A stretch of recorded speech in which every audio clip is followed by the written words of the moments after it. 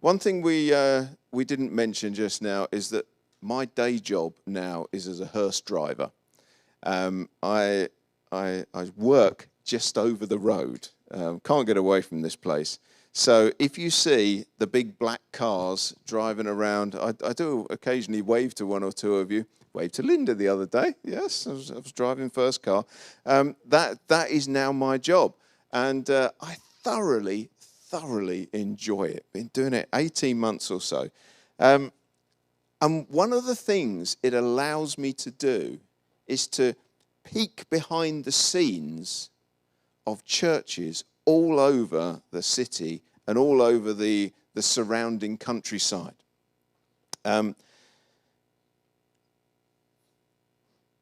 We go to all manner of churches.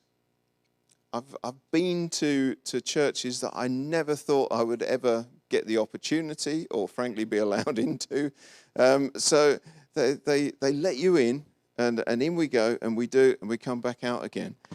And over the last 18 months, I've seen them all close down one by one. The close was pretty quick, but some resisted longer than others did. Some seemed happy to close, and others were a little bit more reluctant. I've seen them all close down, and I've watched as they've each started to emerge from their lockdowns and tentatively open up again. And again, there are some churches that are really eager to open up. And there's barely any restrictions at all on what they do, and they're running fast to get back to where they were before. And there's other churches. I was in one on Friday where it's very timid inside. Big church, but really timid inside. And it was interesting this morning that as Barbara was praying, she was talking about the fact that Matt and Moyo have been here. Most of your ministry here has been during lockdown, and I honour you for that. I moved out the way. Lockdown came, and I thought I've dodged a bullet there. That must have been an incredible challenge, and I honour these guys for keeping a church together and ministering during that time, because that has not been fun for anybody. But we now come to a sort of a season of opening up again. And this morning, Matt was talking about Zeal reopening in September, and it's exactly this sort of thing that I want to speak into this morning. It doesn't matter whether it is a rural, picture-perfect Church of England place out in the sticks, or it's a Catholic church on a housing estate, or a Pentecostal church in the city centre. All churches are waking up, and they, like so many bears in the springtime, and they're trying to work out how to rebuild what they had before COVID came knocking. And some are trying to recreate everything just as it was. It's like they took a photo 18 months ago, and they're trying to rebuild that photo. And others are thinking to themselves, okay, something or a number of things have actually shifted in what church is and what it does. So they're planning to do things a little differently. But they're all dealing with the same task. They're all dealing with rebuilding. And reading the book of Nehemiah, we are taken back to about 450 BC, to a time when Nehemiah, along with so many other Israelites, is no longer living in Jerusalem, the city of God. And Nehemiah hears that the city of God has been trashed and its defensive walls lay in ruins. And God gives Nehemiah the responsibility of going to Jerusalem and rebuilding the walls. And it's one of the great one of the Bible's great rebuilds, and we can learn some things from it that might help us in this church and in other churches as all the churches rebuild themselves. Chapters 1 and 2 of Nehemiah, we won't read those this morning. They set the scene. They deal with God telling Nehemiah to get on with the rebuilding job. We're going to start today in chapter 3 because we already know there's a job to do, don't we? We don't need to be convinced that there is a job to do in rebuilding a church. We already know that. We don't need God to give us a specific word to get churches back up and running again. We're also not going to read through the whole of Nehemiah verse by verse because there is a lot of it. There's a lot of repetition in there. And there are many names that make Quirinius look like child's play. So we're going to dip in and out of the chapter. The chapter is simply a round trip of the walls of Jerusalem. We start at one point and they just go round the chapter takes us round the ruined walls and tells us who's rebuilding what. Which bit are they rebuilding? And we're going to follow the writer around the city, dropping in from time to time to see who's getting their hands dirty on the project. And as we apply this chapter to Stirchley Community Church in 2021, we can think of this church as the walls that contain the people of God in this area, and the walls are made up of the different ministries. And over the last 18 months, most of these ministries have closed down, or they've certainly taken a hit. They've had to be restructured slightly. The ministries of the church do not look like they did 18 months ago or 2 years ago. The Sunday services are a section of wall. The prayer meeting is a section of wall. Zeal is a section of wall. And as the pandemic hit, these bits of wall fell one by one. And now we're seeing some degree of freedom return. The holes in the wall need rebuilding. And that's the context for this message this morning. So, Nehemiah chapter 3, verse 1. And I apologize if I get any of the pronunciation wrong.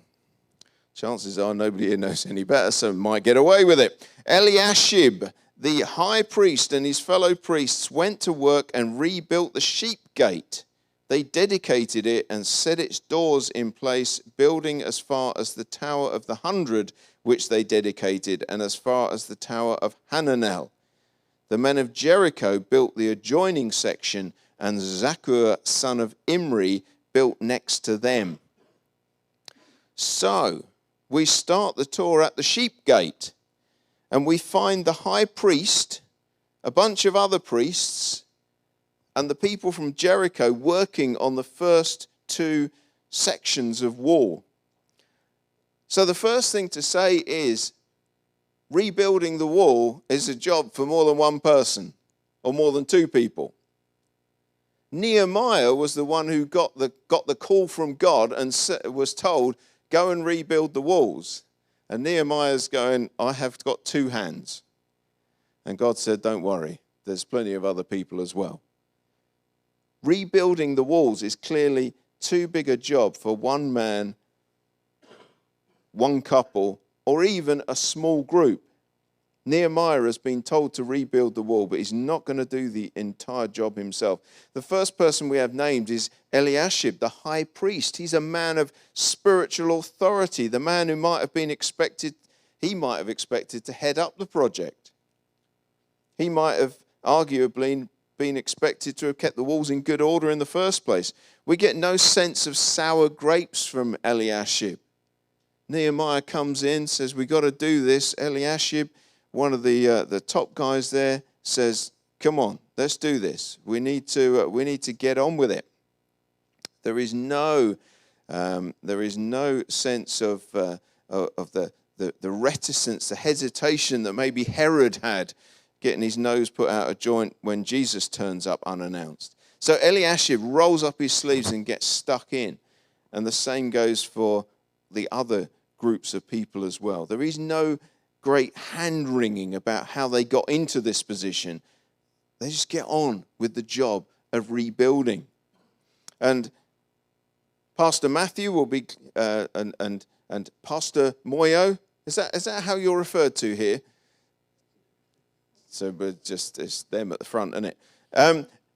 they will be glad to hear that the man at the sharp end of the call of God is not supposed to do everything, just the pair of them. Listen to this sentence well. Okay, here's a sentence that an ex-pastor can tell you. Here's a sentence that a sitting pastor can't tell you. I did a couple of times. The pastor's job is to train, equip, inspire, and release the congregation to do the will of God in the community. Yay, I've said it. The pastor's job is to provide the resources, the equipping, the facilitating for the congregation to do the work of God in the community. The pastor's job is not to do all the work of God in the community. Nehemiah was the one who received the call of God to rebuild the walls. But we are going to go through a number of people here who were doing the work, and none of them are Nehemiah. Also, note in verse 1 that when the sections of wall are finished, they are dedicated. And this is the builder's way of saying, Lord, I did this for you. This is yours. Do with it as you want. And it's good to dedicate whatever we do to God. It helps keep our feet and our knees on the ground. Okay, let's go down to verse 5. The next section was repaired by the men of Tekoa, but their nobles wouldn't put their shoulders to the work under their supervisors. So we turn our attention to another section of wall, and there are these guys from Tekoa. That's Northfield. Just picking a name at random. There is no association. So they're from somewhere else. They've come in. They're rebuilding this wall. They're getting on with it. But their nobles, their little head of ministry, their little local boss is saying, yeah, okay, we'll do it, but we're going to do it my way. I'm not doing it your way. I'm going to do it my way. Having said how harmonious everything is and how well everyone's working together, there is always someone in every project who doesn't want to do it the way they're told to do it. The mindset is, I'm going to do it, but I'm going to do it my way. The leaders, the nobles of the people from Tekoa obviously think they know better than the supervisors.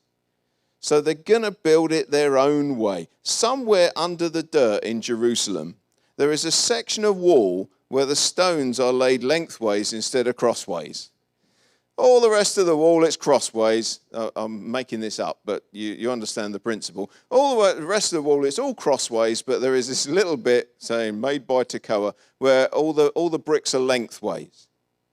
And 21st century technical reconstructionist archaeologists are spending years trying to work out the significance of the changes made for this specific section of wall. Was it the subsoil? Was it the drainage?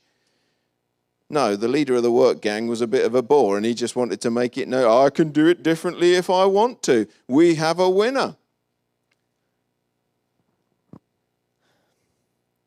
What do we learn from this? Well, the wall still got built. Does it really matter? Tell you what, it's really frustrating to deal with. It's so frustrating to deal with.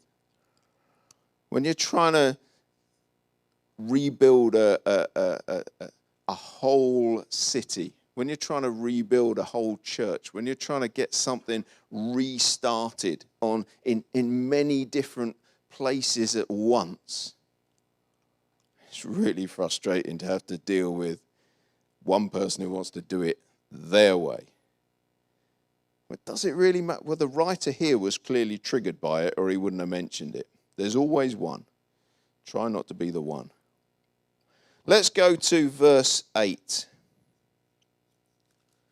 Is that on the next page? Have they reduced the size of print in all Bibles?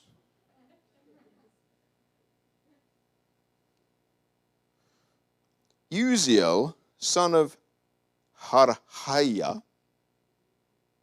prove me wrong, one of the goldsmiths, repaired the next section, and Hananiah, one of the perfume makers, made repairs next to that. So we've got the next section of wall is being put together by a jeweler, and the one after that is being put together by Paco Rabanne, or it could be Chanel or Yves Saint Laurent. That's who's making that one. We have two highly skilled people. I mean, these guys have trained for years to do a particular specialist artistic job. And here they are doing a job for which neither of them has been trained. A goldsmith's work is fine and delicate. Even the scrapings from the gold are collected up and reused because the raw material is so valuable. So here's this goldsmith working with heavy stone blocks, the scrapings of which are literally trodden underfoot. Presumably this section of wall he was responsible for will be precisely straight, perfectly constructed joints. A perfumer's work is part chemist and part artist. His skill is in the intangible, the invisible. He also works on a small scale and extracts his raw materials from plants and animals. Blocks of stone are not his thing, simply too physical. But Nehemiah doesn't need jewelry or perfume at this point. He needs a wall. So the people who are highly skilled in other fields put down their specialist equipment and start swinging hammers like everyone else. Presumably the perfumer, he's building the wall next to the dung gate. That would make sense, wouldn't it? In rebuilding the temple, the church, it may not be that our specialist skills are going to be the first ones needed. It may be that we have to lay aside the finer ministry we've trained for a time and just pick up the church equivalent of a hammer for a bit and start swinging it. Do what needs to be done. Verse 12. Oh, sorry, that's chapter 4, verse 12. Let's have the right chapter. Shallum, son of Halohesh, ruler of a half district of Jerusalem, repaired the next section with the help of his daughters. The mention of the daughters seems a bit clunky to modern ears. The daughters are mentioned because women are not expected to be on a building site. At work, I often find myself walking up the aisle of a crematorium chapel with Laura or Sue or Izzy with 15 stone on our shoulders. We drive the same vehicles, we do the same job, we get paid the same amount. I wouldn't fancy arm wrestling any of them for fear of embarrassment. Things are different these days, but there are still industries that tend towards a particular sex, and construction is still one of them. Wall building is heavy work, and it is traditionally man's work. The fact that daughters were working on the project either meant they were big lasses, or there simply weren't enough strong men around to do the job. I think it was Maggie Thatcher who said that many of her best men were women. It wasn't the sex of the person who mattered to her, it was their willingness to get involved, do the job, see the job through. And in rebuilding the church, there are likely to be times when there are not going to be enough of the normal sort of workers available for a job, so the call is going to go out for manpower or person power. Don't be the one sitting at home leaving it to someone else because there are other people better suited to that sort of work. That might be the case, but there's not enough of them. There's no place in the rebuilding of the church for it's not my ministry. Sorry, precious, but we'll get to your ministry in a bit. At the moment, could you just hold this nail while I swing a hammer at it? verse 22, the repairs next to him were made by the priests from the surrounding region. We've already mentioned priests, so this is not clergy time again. The point about these priests is that they don't live in the city. The priests are not going to benefit from these walls immediately. It's very likely that if Bertie and the Babylonians come marching down the road, these priests will run to Jerusalem for shelter, but these guys stand for all of the rebuilders who are rebuilding for the benefit of others rather than themselves. Lockdown brought out some really generous characteristics in people, didn't it? Particularly the first lockdown. We were a bit bored by the time the second lockdown came.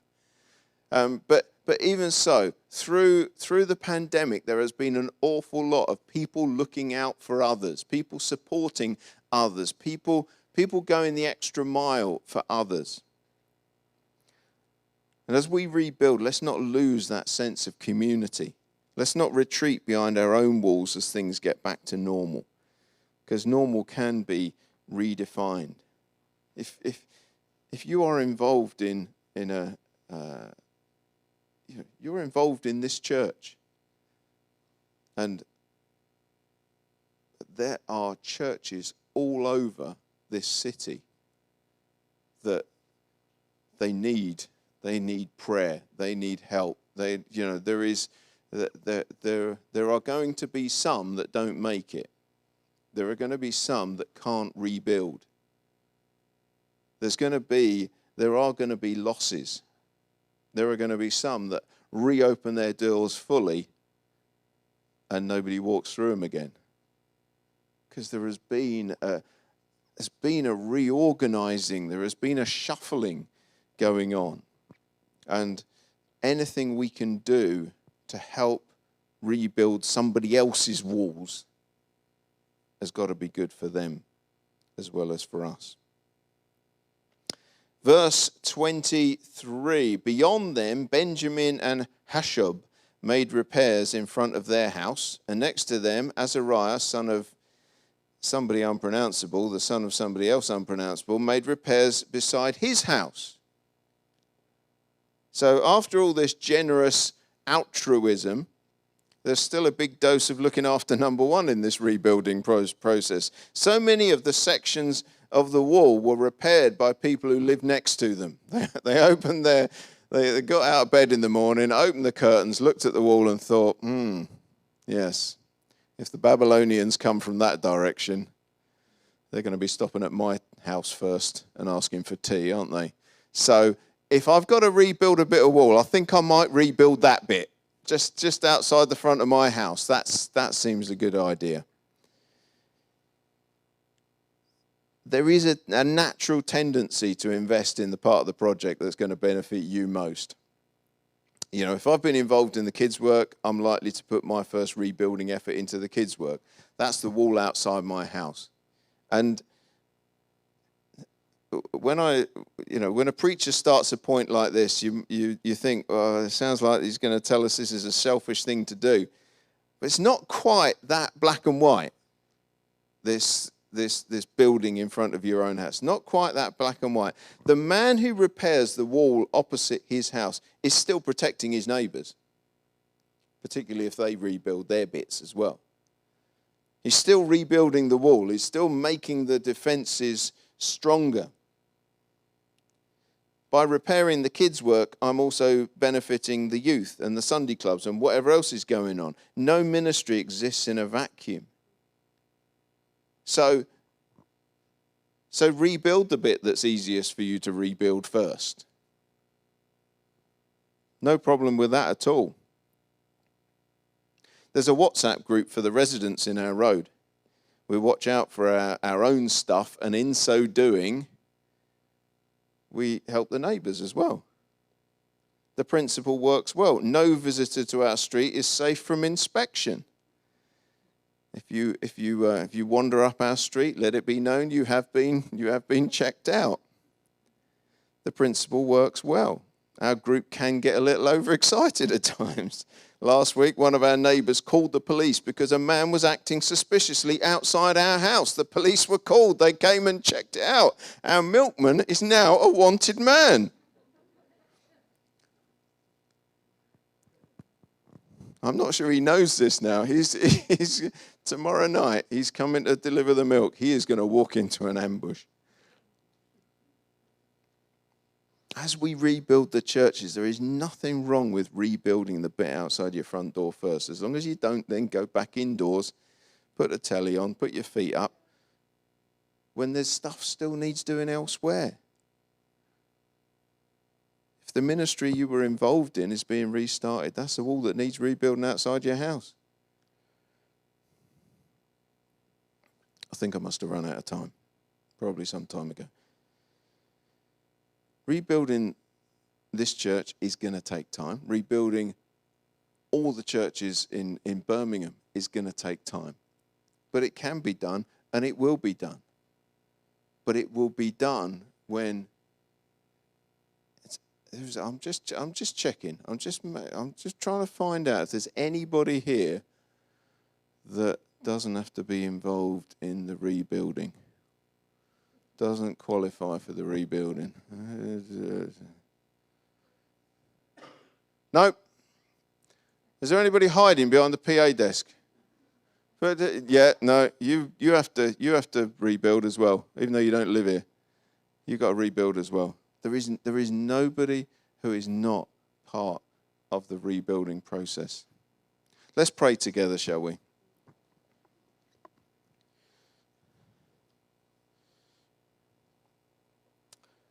Father, this last 18 months or 2 years has been, it's just been a weird time. It's been an unprecedented time. And we know that it's not completely over yet. The virus is still around. I'm still doing funerals, but there is a time of hope now. There is a time when it seems that planning for rebuilding is not a waste of time. It's what needs to be done. And Lord, we pray for all of the churches in this area, right across the city and beyond the city, as they each try to work out what does rebuilding look like for them. But Lord, I pray particularly for this church. I pray for Matthew and for Moyo as they lead and train and equip and release. And I pray for all of those who are going to be building walls, rebuilding walls. I pray, Lord, that you would guide, would empower, would instruct. And in another 2 years, we would look back to this season and we would see a fantastic rebuilt church, better than it was before. Having taken the opportunity maybe to redesign some things that just weren't great in the first place. Rebuilt better. And Father, I pray for every single person who is going to pick up a trowel, mix some mortar, pick up a brick and throw it in a wall. Thank you, Lord. Bless them all, I pray. Amen.